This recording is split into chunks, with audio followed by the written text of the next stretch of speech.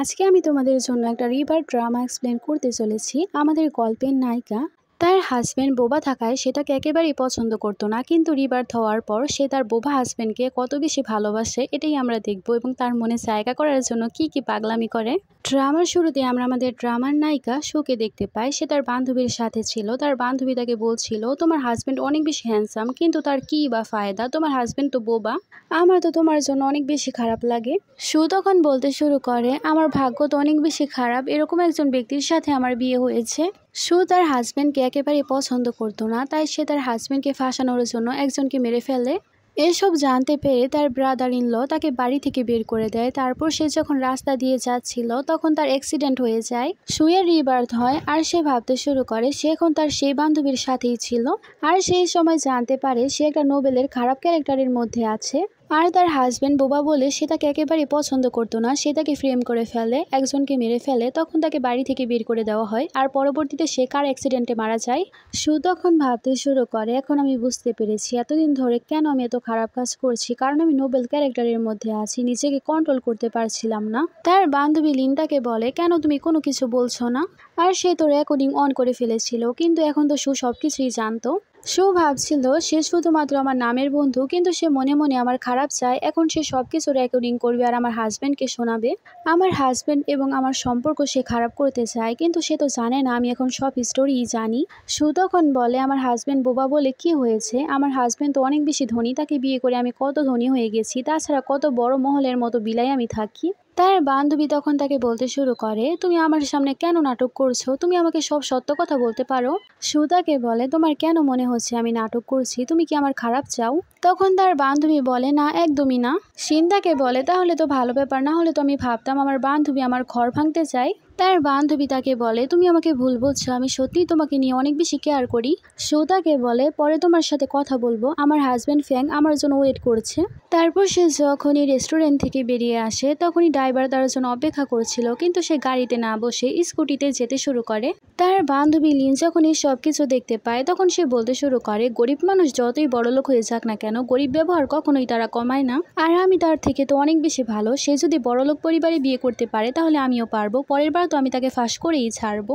অন্যদিকে আমরা আমাদের গল্পের নায়ক ফ্র্যাঙ্ককে দেখতে পাই। সে বাড়িতে ছিল। সু এসেই তাকে বলতে শুরু করে, আমি বাড়িতে চলে এসেছি, কিন্তু ফ্র্যাঙ্ক তো তার দিকে তাকায়ও না, তাই সে আপসেট হয়ে যায়। অন্যদিকে ফ্র্যাঙ্ক ভাবছিল, আমাদের বিয়ে তো গ্র্যান্ডপার কথাই হয়েছিল, আমাদের মধ্যে কোনো ফিলিংস নেই, আমরা একই বাড়িতে অচেনা মানুষের মতো থাকি, তাই আমাদের একে অপরের জীবনে দখল না দেওয়াই ভালো। সু তারপরে একটা নোটের মধ্যে ডিনারের কথা লিখছিল আর ভাবছিল কি জানি সে রাজি হবে কিনা। সু ভাবছিল, এই পর্যন্ত আমরা শুধু দুইবারই একসাথে ডিনার করেছি, যেদিন আমাদের প্রথম দেখা হয়েছিল, আরেকবার তার গ্র্যান্ডপার সাথে। তাছাড়া কখনোই আমরা একসাথে বসে কথাও বলিনি, ডিনারও করিনি। কিন্তু এখন আমি আমার আগের জন্মের মতো মরতে চাই না, তাই এখন ফ্যাংয়ের সাথে আমার সম্পর্ক ভালো করতেই হবে। তারপর সে ফ্যাংকে সে লেখা দেখাতে শুরু করে, যেখানে লেখা ছিল, আজকে আমরা একসাথে ডিনার করি। ফ্যাং তখন তাকে লিখে বলে হ্যাঁ, তখন তো সে অনেক বেশি খুশি হয়ে যায়। সু এখন তাদের সম্পর্ক ভালো করতে চাইছিল, তখন সে তাকে বলে, এখনই আমি আন্টিকে বলছি ভালো করে খাবার রান্না করতে। ফ্যাং তো অনেক বেশি অবাক হয়ে যায় আর ভাবতে শুরু করে সে এত আলাদা ব্যবহার কেন করেছে। রাতে ফ্যাং যখন ঘুমানোর জন্য যায়, সু তাকে বলে, চলো আমরা বসে কথা বলি। ফ্যাং তো আবারও শকড হয়েছে আর ভাবে সে তো অনেক বদলে গেছে। তারপর সে তার ডায়েরি বের করে আর লেখে, বলো। সু তখন ভাবতে শুরু করে সে কেন কোনো কিছু বলে না, শুধুমাত্র একটা অক্ষরই লিখেছে। তখন সে ভাবে সে এখন কি করবে। সে তার হ্যান্ডরাইটিং এর প্রশংসা করতে শুরু করে আর সে ফ্যাংকে বলতে শুরু করে, তুমি কি অন্য কিছু লিখে আমাকে দেখাবে? তখন সে তাকে অন্য কিছু লিখে দেখায়। আরেকটা শেষ প্রশ্ন আমি তোমাকে করতে চাই, আমি তো অনেক বেশি কথা বলছি, তুমি কি আমাকে বিরক্তিকর মনে করো? ফ্যাং তাকে বলে, না ঠিক আছে। তখন তো সে অনেক খুশি হয়ে যায় আর ভাবতে শুরু করে সে তো আমাকে ঘৃণা করে না, তাই আমার কাছে এখনো সুযোগ আছে আমাদের সম্পর্ক ভালো করে আমার জীবনটা সুন্দর করার। আর এবার আমি কোনো ভুল করব না, সুন্দরভাবে জীবনযাপন করব।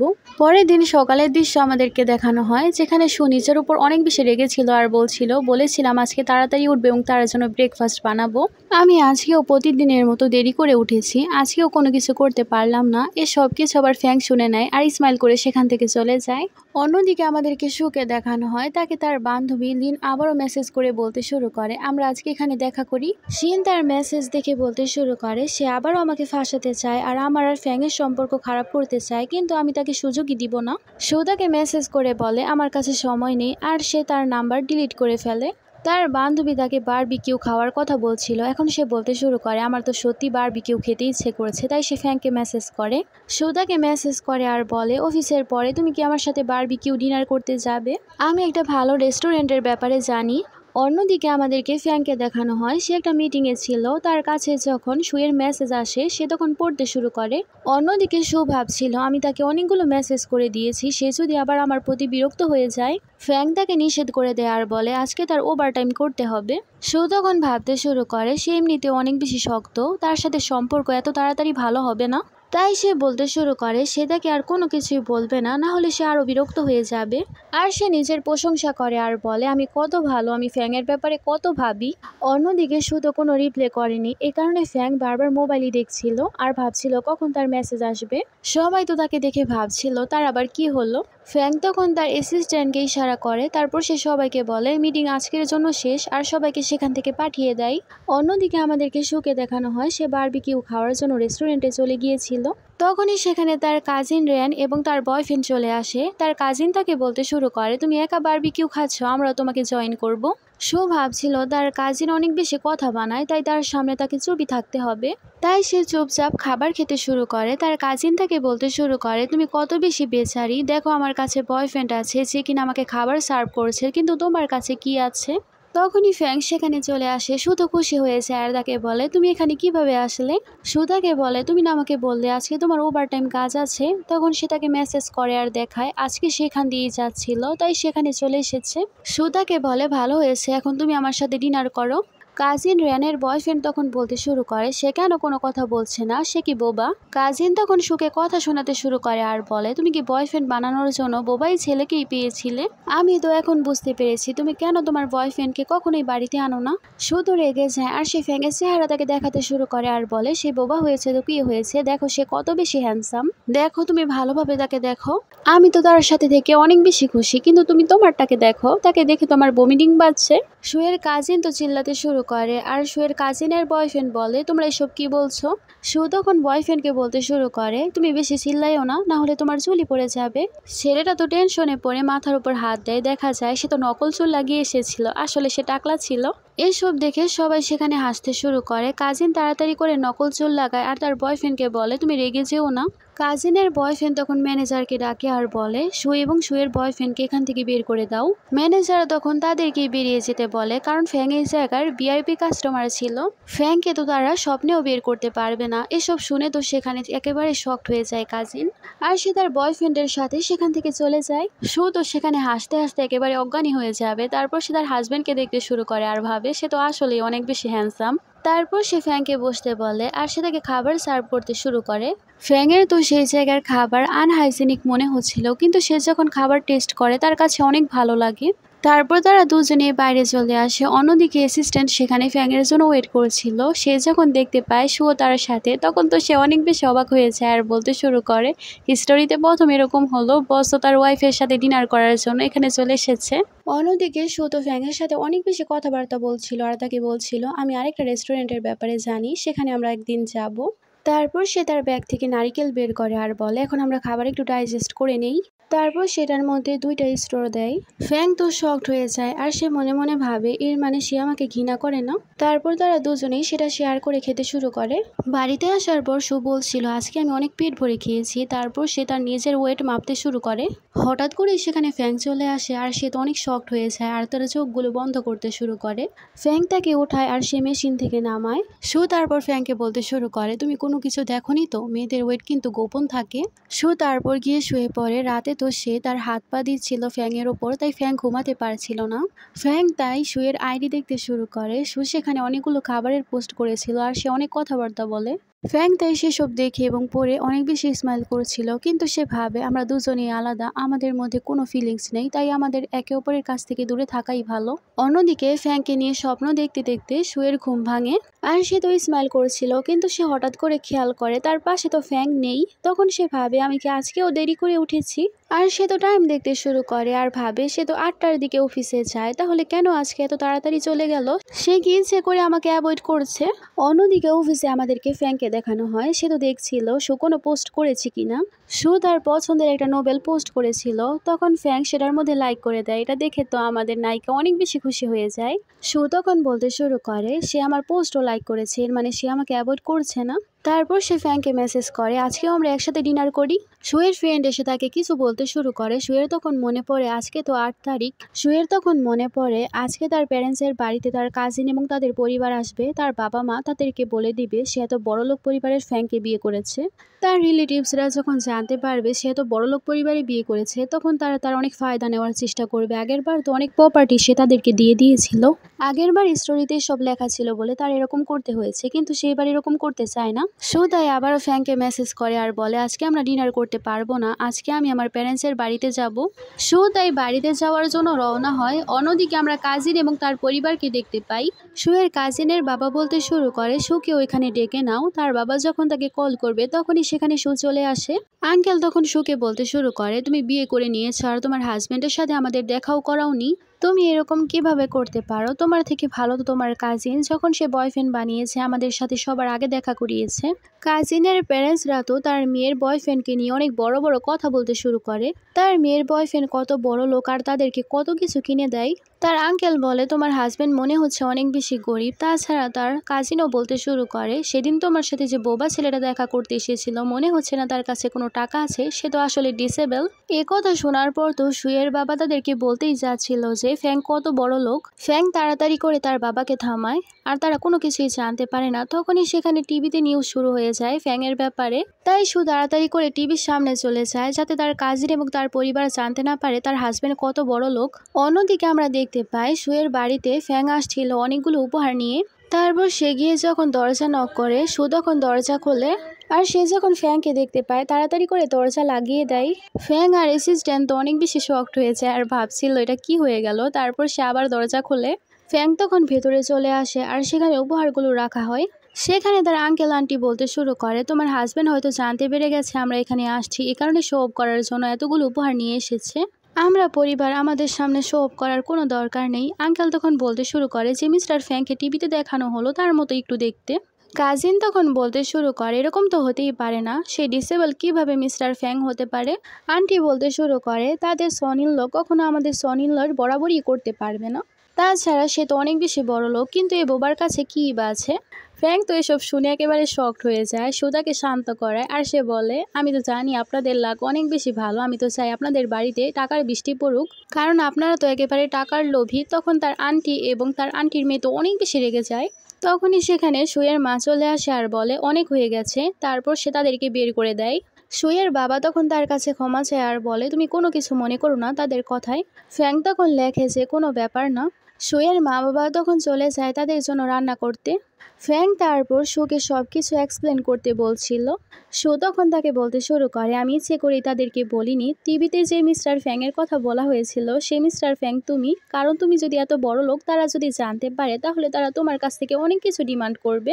আমি চাইনি তারা তোমার কাছ থেকে কোনো সুযোগ নিক, তারা তো অনেক বেশি লোভী, তারা তোমার পেছনেই পড়ে যেত।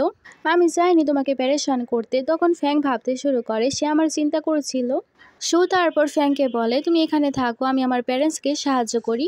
শু তারপর চলে যায় তার বাবার কাছে। কিচেনে যাওয়ার পর সে তার বাবাকে বলতে শুরু করে আমাদের রিলেটিভসদেরকে এখন বলবে না ফ্যাংয়ের আসল পরিচয় আর সে কত বড় লোক। তার বাবা বলে তোমার মামির কথা আমি কোনো কিছুই বুঝি না, তোমরা কি লুকিয়ে বিয়ে করেছো? এই বিয়ে তো তোমার গ্র্যান্ডপা ঠিক করেছিল। শো তখন তার বাবাকে বলতে শুরু করে আমার স্বপ্নে গ্র্যান্ডমা এসেছিল, সে আমাকে সব কিছু বলতে মানা করেছে, না হলে নাকি আমাদের পরিবারের অমঙ্গল হবে। তাহলে বাবা এখন আমাকে বলেন আপনি কি চান আমাদের পরিবারের অমঙ্গল হোক? তখন সে বলে তোমার গ্র্যান্ডমা যখন তোমার স্বপ্নে বলেছে তাহলে আমি কাউকেই বলবো না। তারপর তারা সবাই মিলে সেখানে খাবার খেতে শুরু করে। শু সেখানে অনেক কথাবার্তা বলছিল। ফ্যাং তো স্মাইল করছিল। তারপর তারা দুজনেই গাড়িতে উঠে যায়। এসব কিছু আবার কাজিন এবং তার মা দেখে ফেলে। কাজিন তো বলতে শুরু করে দেখো মা, সে কত বড় একটা গাড়িতে চড়ছে, আমার তো মনে হচ্ছে সে তার হাজব্যান্ডকে চিট করছে আর বড় লোক কারোর সাথে সম্পর্কে আছে। বাড়িতে আমরা শুকে দেখতে পাই সে গুগলে সার্চ দিচ্ছিল কিভাবে ফ্যাংয়ের চিকিৎসা করা যায়। সেখানে তাকে বলা হয় এই রোগের চিকিৎসা করার জন্য সবার আগে পরিবারের সবার সাপোর্ট দিতে হবে। তাই ফ্যাং আসলে সুদাকে বলতে শুরু করে তুমি প্রত্যেক মাসে তোমার চিকিৎসার জন্য যাও, এবার আমি তোমার সাথেই যাব। কারণ আমি তো তোমার ফ্যামিলি মেম্বার। তখন তো সেখানে ফ্যাং খুশি হয়ে যায়। ফ্যাং তো রাজি হয়ে যায়। তখন সে তাকে দিয়ে প্রমিস করায়। রাতে ফ্যাং যখন কাজ করছিল হঠাৎ করে তার শ্বাসকষ্ট হচ্ছিল। তখনই সু সেখানে চলে আসে আর বলতে শুরু করে, তোমার রোগের জন্য আমি অনেক কিছু সার্চ করেছিলাম, জানতে পেরেছি অনেক রোগী ঠিক হয়ে গেছে। তুমি যখন সময় পাও এটা পড়ে নিও। সু তারপর সেখান থেকে চলে যায়। ফ্যাংয়েরও তখন অনুভব হয় তার এখন ভালো লাগছে। তাই সে সুকে মেসেজ করে থ্যাংক ইউ। এটা পেয়ে তো সে অনেক বেশি খুশি হয়ে যায় আর বলতে শুরু করে, সে তো সব সময় শক্ত হয়ে থাকে, সে আমাকে প্রথমবার ধন্যবাদ জানিয়েছে। অন্যদিকে আমাদেরকে সুকে দেখানো হয় সে তার কোম্পানির কাজের জন্য একটা জায়গায় এসেছিল। তার কাছে তখন তার সে বান্ধবী চলে আসে, কিন্তু সে তাকে ইগনোর করছিল। মেয়েটা সেখানে সুয়ের সাথে অনেক কথা বলতে চায়, কিন্তু সে তার কথায় বেশি একটা পাত্তা দিচ্ছিল না। তখনই ফ্যাং সেখানে চলে আসে। তখন অনেকেই বলতে শুরু করে, এত বড় শেয়ার হোল্ডার প্রথমবার এখানে এসেছে। সুয়ের টিম মেম্বার চলে আসে আর বলে প্রজেক্টের মধ্যে নাকি কিছু একটা সমস্যা হয়েছে। সু তাই তাড়াতাড়ি করে যায় সেটা ঠিক করার জন্য। তারপর তারা দুজনে মিলে সমস্যার সমাধান করে ফেলে। তারপর আমরা দেখতে পাই স্ক্রিনে সে প্রজেক্টটা চালু করা হয়েছিল। সু বাইরে যখন দাঁড়িয়েছিল তখনই ফ্যাংয়ের গাড়ি চলে আসে তাকে পিক আপ করার জন্য। তখন সেও খুশি খুশি ভেতরে চলে যায়। এসব আবার তার কলিগরা দেখে নিয়েছিল। তারা তখন বলতে শুরু করে, সে তো বিবাহিত, মনে হচ্ছে সে বড়লোক কাউকে ফাঁসিয়ে রেখেছে। সু তারপর গাড়িতে বসে ফ্যাংকে জিজ্ঞেস করে, তুমি কি আমার জন্য ওয়েট করেছিলে? ফ্যাং বলে, আমি তো এখান দিয়ে যাচ্ছিলাম, ভাবলাম তোমাকে সাথে করে নিয়ে যাই। সু তখন বলে, তাহলে তো আমি কত ভাগ্যবান, আমি ফ্রিতে লিফট পেয়ে গেলাম। তখনই তাকে তার বান্ধবী কল করে আর বলে তাদের প্রজেক্টের মধ্যে অনেক ধনী একজন লোক ইনভেস্ট করেছে। তাছাড়া 80 মিলিয়ন টাকা ইনভেস্ট করেছে। সু তো খুশি হয়েছে আর বলে, ইনভেস্টরের নাম বলো, আমি তাকে হাত ধরে ধন্যবাদ জানাবো। তার বান্ধবী তাকে মিস্টার ফ্যাংয়ের কথা বলে। তখন তো সে অনেক শকড হয়ে যায়। ফ্যাং তাকে মেসেজ করে আর বলে, তুমি গাড়িতে এরকম ব্যবহার করো না। তারপরও সে তার অনেক প্রশংসা করতে শুরু করে। তারপর সু যখন অফিসে ছিল তখন ফ্যাংয়ের ছোট ভাই তাকে মেসেজ করে আর বলে, ভাবি আমি কোম্পানির বাইরে তোমার সাথে দেখা করার জন্য এসেছি। হান তাকে বলতে শুরু করে, আপনার কোরিয়া আমার কাছেই থেকে গিয়েছিল। সুয়ের কাজিন রেয়ান তো দেখে ফেলে আর তখন সে ভাবতে শুরু করে সে মনে হচ্ছে আরও আরেকটা ছেলেকে ফাঁসিয়েছে। আর সে বলে, আমি তার রেপুটেশন খারাপ করেই ছাড়বো। তারপর কাজিন গিয়ে তার মাকে বলতে শুরু করে, অনেক ভালো একটা খবর, আমি সুয়ের কোম্পানিতে তার ব্যাপারে কমপ্লেন করেছি, আজকে তাকে চাকরি থেকে বের করে দেওয়া হবে। কাজিনের মা তো খুশি হয়েছে আর বলে, এখনই সুয়ের বাড়িতে চলো, তার মাকে গিয়ে সব কিছু বলবো আর আমরা এনজয় করব। অন্যদিকে ফ্যাং যখন অফিসে ছিল তখন তার কাছে সুয়ের মেসেজ আসে। মেসেজ দেখে সে অনেক খুশি হয়ে যায়। তখনই সেখানে অ্যাসিস্ট্যান্ট চলে আসে। অ্যাসিস্ট্যান্ট এসে তাকে বলে, আমি কিছু কাজের জন্য আপনার ওয়াইফের কোম্পানিতে গিয়েছিলাম, শুনতে পেয়েছি সবাই ভাবছে আপনার ওয়াইফ নাকি অবৈধ সম্পর্ক করছে, তাই তার রেপুটেশন পুরো খারাপ হয়ে গেছে। ফ্যাং তখন ভাবতে শুরু করে, আজকে তাকে পিক আপ করার জন্য আমি যাব, যাতে সবাই জানতে পারে সুয়ের হাজব্যান্ড কে। সবাই যখন জানতে পারবে কেউ তার রেপুটেশন খারাপ করতে পারবে না। শুধু একটা বক্স নিয়ে বিজনেস ট্রিপে যাওয়ার জন্য বের হচ্ছিল। এসব দেখে অনেক কলিগরা বলতে শুরু করে, তাকে ফায়ার করে দেওয়া হয়েছে। সবাই সেখানে হাসতে শুরু করে তার ওপর। সুয়ের বান্ধবী তখন সেই লোকটাকে বলে, তোমরা কি কথাবার্তা বলছো? তখন সেখানে সুয়ের কাজিন চলে আসে আর সেখানে সুয়ের ব্যাপারে অনেক খারাপ খারাপ কথা বলতে শুরু করে। আর সে বলে সু অবৈধ সম্পর্ক করছে আর সে নিজে তাকে অনেক বড় লোক একটা লোকের গাড়ি থেকে নামতে দেখেছে। আর সে সুকে বলে, তুমি এত দামি একটা গাড়িতে কিভাবে বসতে পারো? বসতে পেরেছো কারণ তুমি কোনো রিচ ম্যানকে ফাঁসিয়েছো। সু তখন বলতে শুরু করে, ও আচ্ছা, তুমি আমার ব্যাপারে কমপ্লেন করেছিলে? কাজিন রেন বলে, হ্যাঁ, আমার কারণেই তুমি ফায়ার হয়েছো। সুয়ের বান্ধবী সুকে জিজ্ঞেস করে সে যা বলছে তা কি সত্য। সু তখন বলে, আরে না, সে আমার হাজব্যান্ড। সবাই তো সেখানে শকড হয়ে যায়। কাজিন তখন বলে, ও আচ্ছা, এখন তুমি বলবে মিস্টার ফ্যাং তোমার হাজব্যান্ড? এত ধনী লোক তোমার হাজব্যান্ড, যদি এরকম হয় তাহলে নীল ডাউন হয়ে আমি তোমার কাছে ক্ষমা চাইবো। তখনই সেখানে গাড়ি নিয়ে মিস্টার ফ্যাং চলে আসে।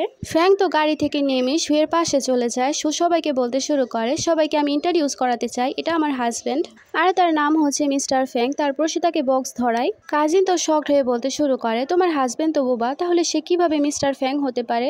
সু তখন তার কাজিনকে বলতে শুরু করে, একটু আগে তুমি কি বলেছিলে, আমার হাজব্যান্ড যদি মিস্টার ফ্যাং হয় তাহলে তুমি নীল ডাউন হয়ে ক্ষমা চাইবে, তাহলে শুরু হয়ে যাও। কাজিন তখন বলতে শুরু করে, আমরা তো বোন, তুমি কি আমাকে দিয়ে এরকম করাবে?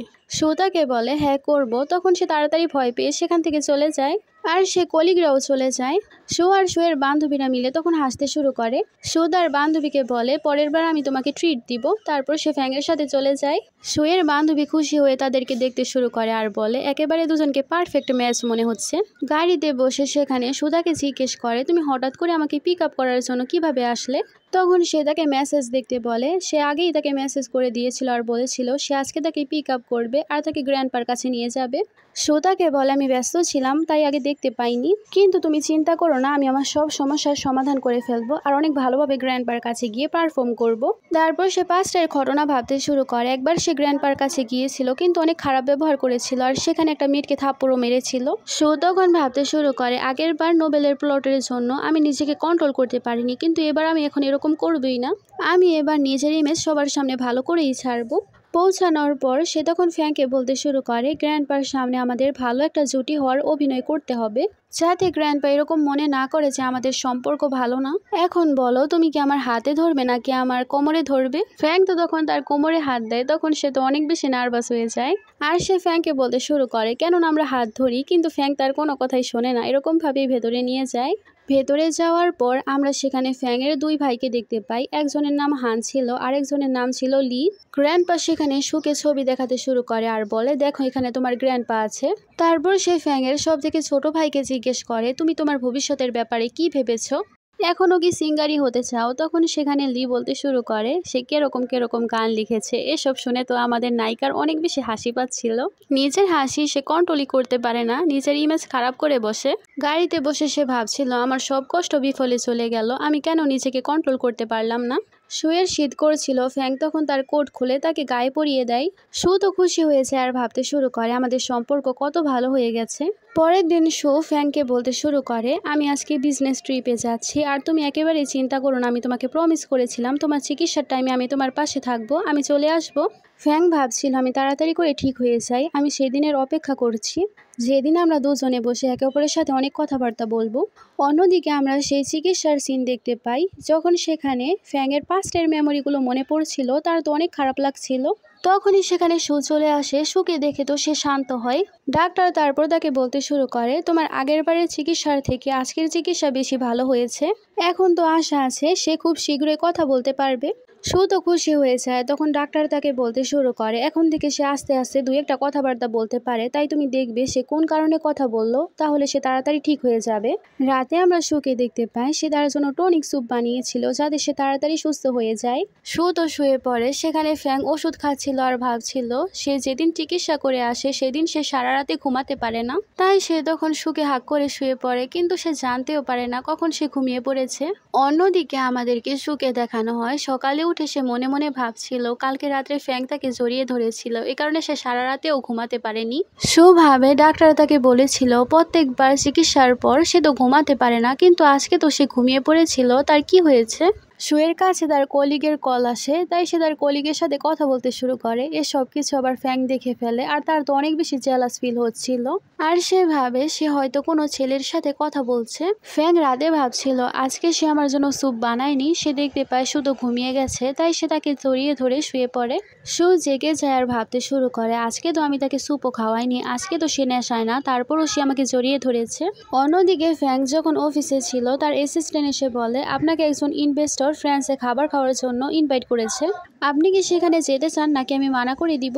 ফ্র্যাঙ্ক তারপর শুকে মেসেজ করে আর বলে, তুমি কি আমার সাথে ফ্রান্স ডিনার করতে যাবে?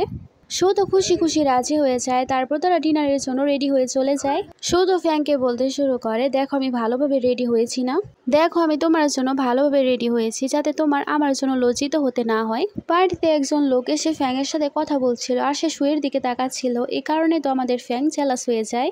সেখানে ফ্যাং তো তাকে তার কাছে করে ফেলে। তারপর সে যখন ওয়াশরুমে গিয়েছিল, শু বের হওয়ার পর দেখতে পায় সবাই তাদের ভাষায় ফ্যাংয়ের ব্যাপারে খারাপ খারাপ কথা বলছিল।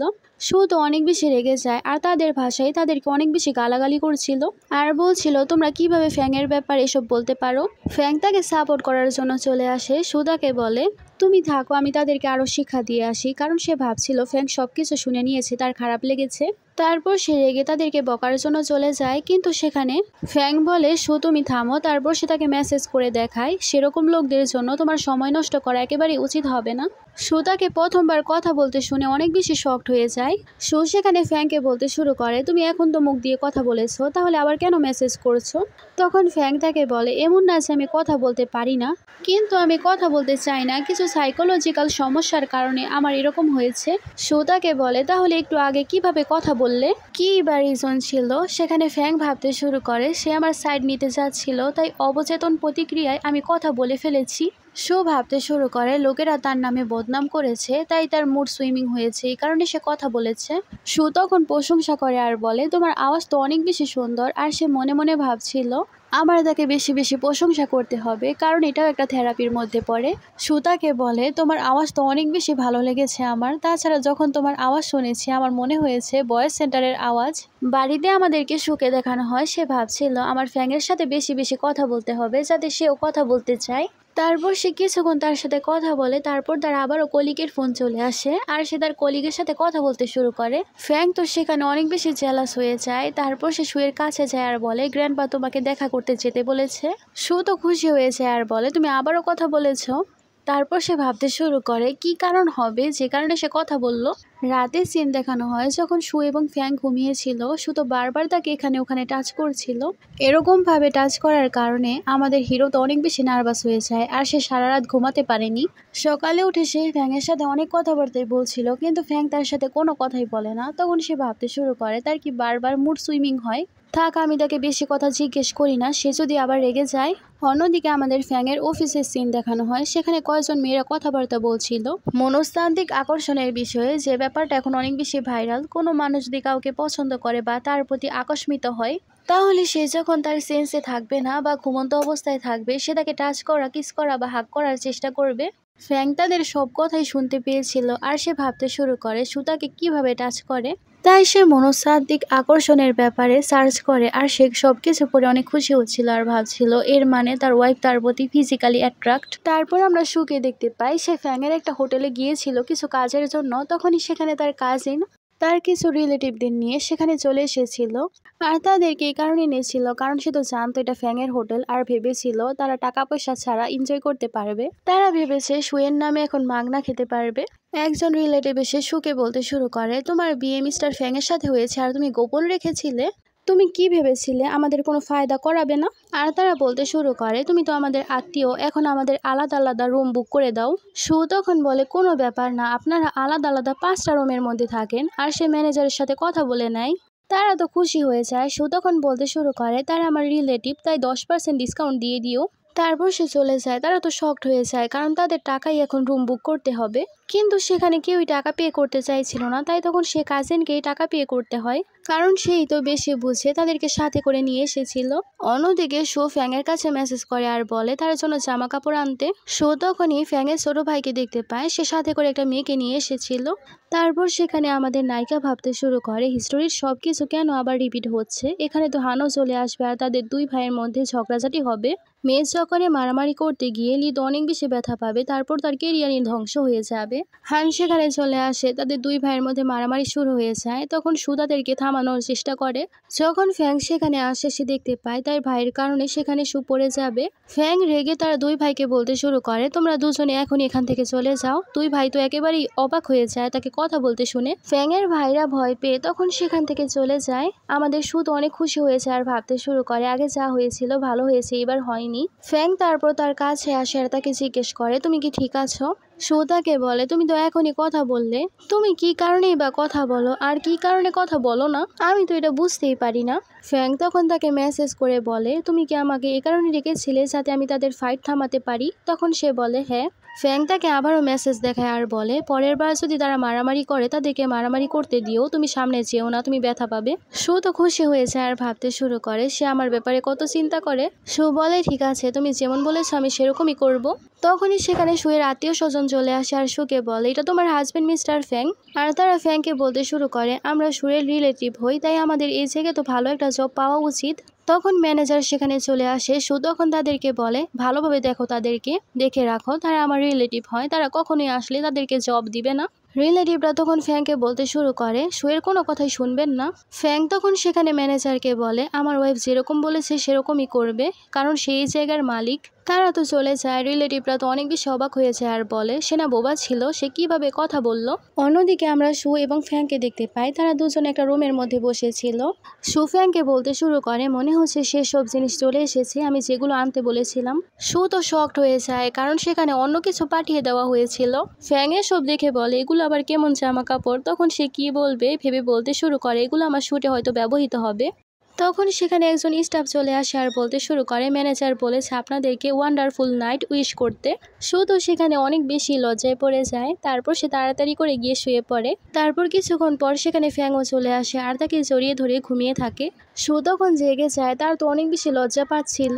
অন্যদিকে ফ্যাংয়ের কোম্পানির কয়েকজন লোক কথাবার্তা বলছিল যে, আমরা তো মিস্টার ফ্যাংয়ের ব্যাপারে শুনেছি সে নাকি কালকে তার হোটেলে গিয়েছিল, সেখানে সে নাকি তার মুখে কথা বলেছে।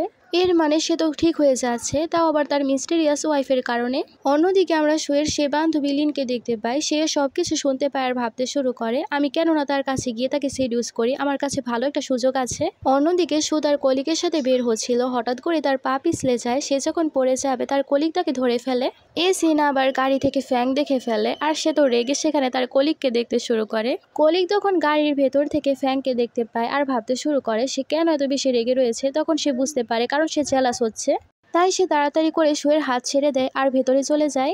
এখানে আমাদের শুধু বুঝতেই পারো না তার কলিগ কেন দৌড়ে চলে গেল। ফ্যাংকে দেখে খুশি হয়ে যায় আর বলে, তুমি এখানে কেন? ফ্যাং তাকে লিখে বলে, এখান দিয়ে যাচ্ছিলাম তাই এসেছি। তখন সে বলে, আমি কত বেশি লাকি, এখন আমাকে সাথে করে নিয়ে যাও। অন্যদিকে ফ্যাং যখন তার অফিসে ছিল তখন অ্যাসিস্ট্যান্ট আসে আর বলে, আপনার জন্য একটা মেয়ে উপহার পাঠিয়েছে। ফ্যাং তখন সেটা ওপেন করতে শুরু করে আর সে তো ভেবেছিল সুতাকে পাঠিয়েছে একটা জায়গায় রেস্টুরেন্টে। তাই সে শুয়ের পছন্দের পারফিউম লাগিয়ে রেডি হয় সেখানে যাওয়ার জন্য। ফ্যাং তো রেস্টুরেন্টে চলে আসে আর সে শুয়ের জন্য অপেক্ষা করেছিল, কিন্তু সেখানে লিন চলে আসে। লিন এসে তাকে বলতে শুরু করে, আমি আপনাকে এটা বলতে চাই না কিন্তু এখন বলতেই হবে, আমার মনে হচ্ছে আপনাকে চিট করছে।